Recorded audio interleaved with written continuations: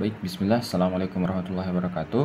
Perkenalkan, kami dari kelompok 3 yang beranggotakan 5 orang yang terdiri dari Siti Arzati Bilbina, Femi Nurul Ahsana, Siti Nur Aisyah Salsabila, Nur Firkatun Najiyah, dan saya sendiri Ahmad Muslih. Yang pada saat ini kami akan mempresentasikan hasil kerja kelompok kami, yaitu yang berjudul Implementasi Sistem Penunjang Keputusan berbasis cloud untuk optimasi rute pengiriman pada perusahaan logistik GNT Express, yang dimana penjelasan lebih lanjutnya akan dilanjutkan oleh teman kelompok saya.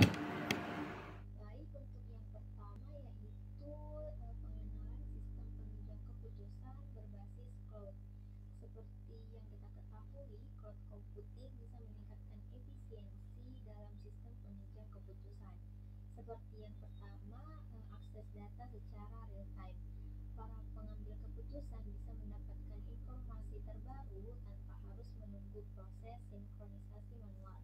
Ini sangat membantu terutama dalam situasi yang membutuhkan keputusan yang cepat. Lalu ada pemrosesan big data yang menjadi jauh lebih efisien di dalam cloud. Bisa dibayangkan jutaan data yang masuk setiap harinya di dalam cloud, bisa memproses itu semua dengan cepat dan juga akurat, sehingga informasi yang kita dapatkan bisa langsung dianalisis.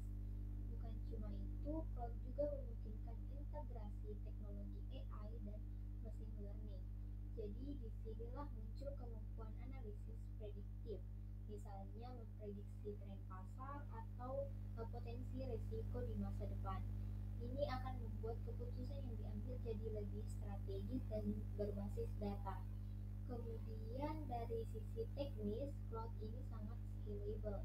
Artinya kalau kebutuhan kita meningkat, kita tinggal upgrade kapasitasnya dan tidak perlu memberi server baru atau infrastruktur tambahan.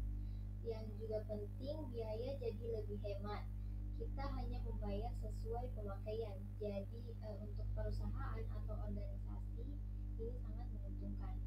Dan yang terakhir yaitu cloud memberikan aksesibilitas tinggi.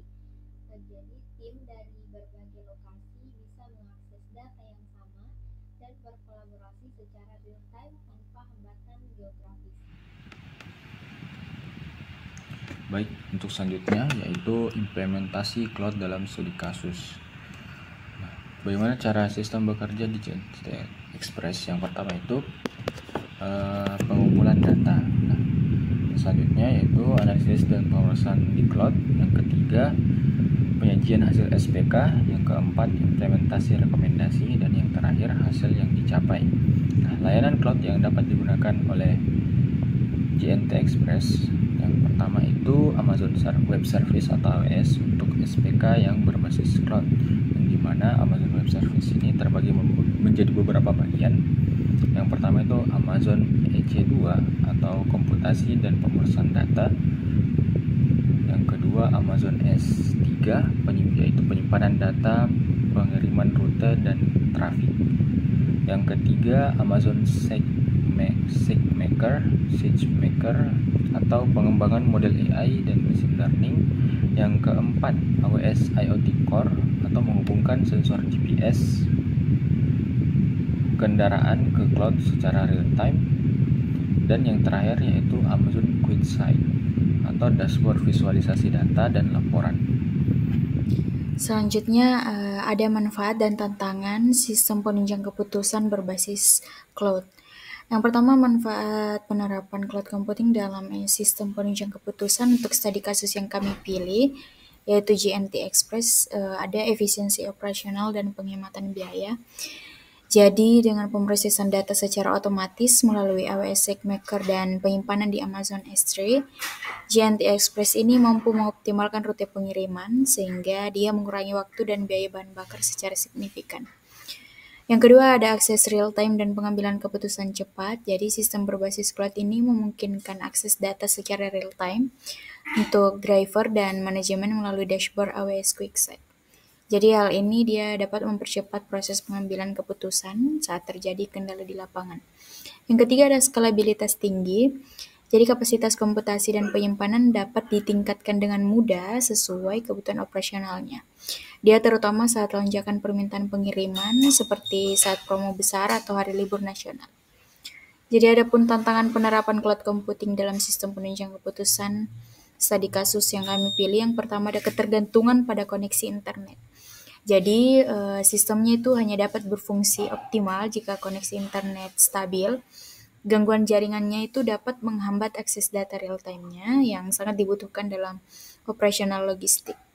Yang kedua ada risiko keamanan data dan privasi. Jadi meskipun AWS dia memiliki fitur keamanan tingkat tinggi, risikonya seperti data breach atau penyalahgunaan informasi pelanggan itu tetap ada jika tidak didukung oleh kebijakan keamanan internal yang ketat.